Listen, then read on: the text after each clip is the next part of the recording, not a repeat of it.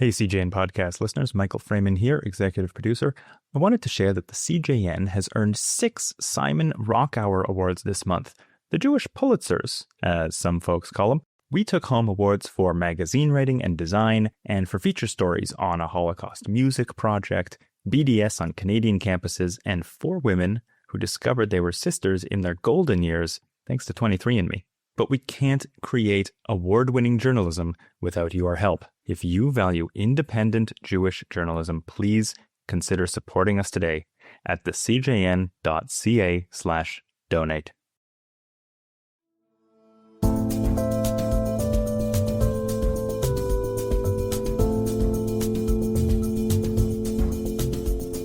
Hi, everyone. I'm Zach Kauffman, sitting in for Ellin Bessner, and you're listening to North Star from the Canadian Jewish News.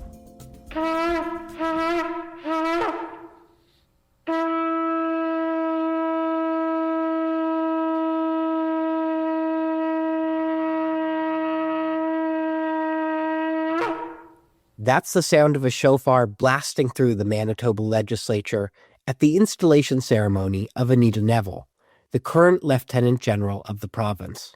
The position is like the Governor General, but at a provincial level.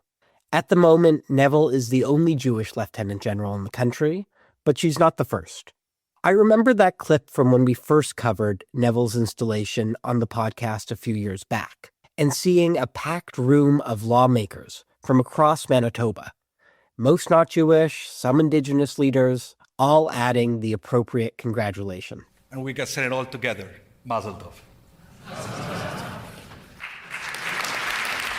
With Canada Day just behind us, I've been thinking a lot about the place of our Jewish community in the country, the ways we've shaped it and the ways it shaped us. From Mordechai Richler to Leonard Cohen to Rosalie Abella to Nathan Phillips. From politics to business to academia to everything in between, generations of Canadian Jews have been integral to the fabric of this country. With Ellin taking a much-deserved vacation, for the next few episodes, different members of the CJN team will be bringing you some of our favorite conversations from the podcast archives. For today's episode, I wanted to bring back a conversation we had with a group of Canadian Jewish academics about a book they had published called No Better Home: Jews, Canada, and the Sense of Belonging, edited by Professor David Koffman at York University. We originally aired this episode back in May 2021, when our show was still called the CJN Daily. Thanks for listening and enjoy the show.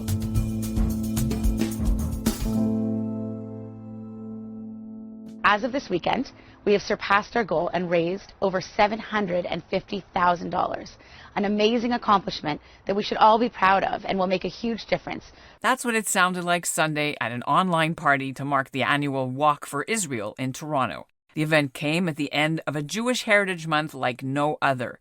With the recent surge and waves of anti-Semitic hatred spewed out across the world, and here in Canada too, it's all alarmed many Canadian Jews, especially the online and even some physical assaults.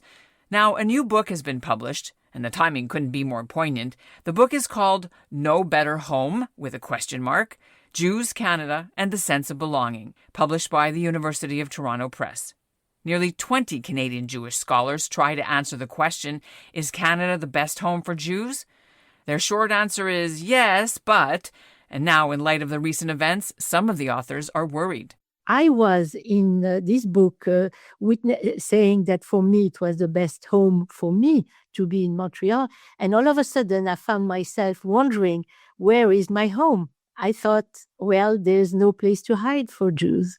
I'm Ellin Bessner, and this is what Jewish Canada sounds like for Monday, May 31st, 2021. Welcome to the CJN Daily, sponsored by Metropia.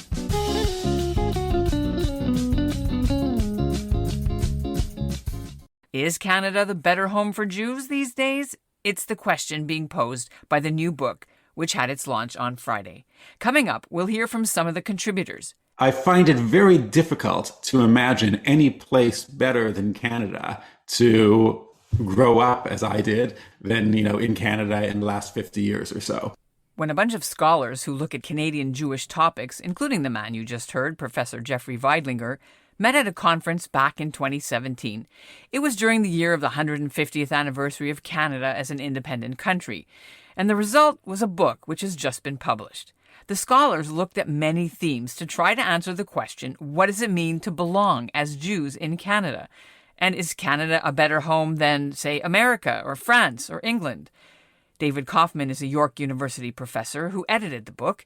He says the book's title raises a lot of questions. The title is really meant just to be a point of departure, although I'm kind of happy for the provocative nature of it. That if there were no question mark, it would be a declaration. Canada is a better home. With a question mark, it's not. It doesn't cast doubt on it. It just invites a kind of set of questions about it. It's a way to get at many different senses of what it means to belong as Jews to Canada.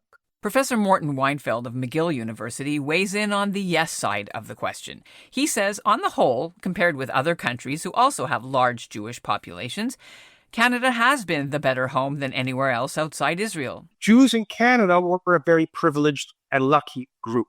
And I looked at two types of measures. One is integration. How well are they integrated into the spaces of their surrounding society? Economic, political, what have you, right? And the other was Jewish identity retention, the vibrancy of Jewish culture. What are the elements of Jewish culture? Languages, the usual suspects. I trotted them out, I looked at them, and I thought Jews in Canada, on balance, were doing very well. For the 20,000 mainly Moroccan Jews who left their country and came to Canada between 1960 and 1980, Professor Yolande Cohen says Montreal and Canada was the better home. So this is the case of most North African Jews who left their countries like I did to come first to Israel. So for them, there was no other home than Israel and Zionism. Most 80% of the Moroccan Jews went to Israel. And for the westernized fringes of these populations, they went either to France when they could get papers, or came the other bit of people came to Montreal and some to Toronto, mainly the Hispanics. The book also says Jews should think about their role in the historic displacement of Indigenous First Nations from their territories. David Koffman says the idea of Canada as a better home for the 40,000 Holocaust survivors, and before them, for those who created the farming settlements in Western Canada, is a little more nuanced. That asks us to kind of rethink the grand narrative of an immigrant community, of an immigration narrative, to recast it as not only an immigrant narrative, which it is, but also a narrative about colonialism, the forces that brought Jews and many other minorities to Canada, as of course the United States, as being part of a process of dislocation, of removing homes, of disrupting homes for the people who lived here. Some critics say the book does have a few shortcomings, that it should have looked at the diversity of the Canadian Jewish experience more. For example, the late singer Leonard Cohen is discussed, but not Drake, arguably the most successful Jewish Canadian artist. The book also doesn't deal in depth with Canadian Jews and their relationship with Israel. But because of the latest violence in the Middle East that's flared up, the authors agree the question, no better home, is more relevant than ever. Here's Harold Troper. He wrote the landmark book on Canada's racism against Jews, None is Too Many, in conversation with a clearly rattled Yolande Cohen. There is a very real sense of anxiety in questioning and re-examining Canada within the context even of that title that you lay out.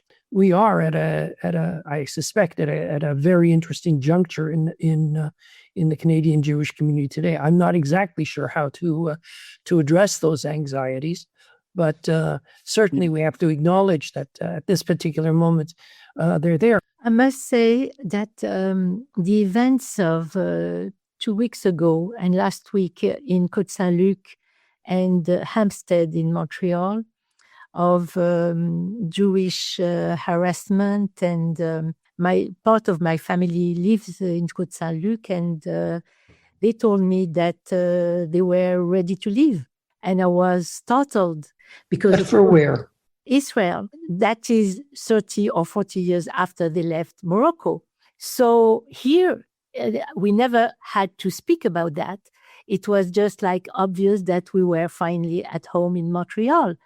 And all of a sudden, this, of course, we know as a historian, it's not all of a sudden. We know that anti-Semitism has been always there.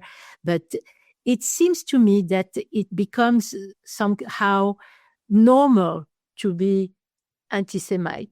And that's what we were witnessing 2 weeks ago. So, of course, it came as a real shock. And at the same time, a realization that, yes, maybe I was in this book saying that for me, it was the best home for me to be in Montreal. And all of a sudden, I found myself wondering, where is my home? And I thought, well, there's no place to hide for Jews. And that's really my feeling today.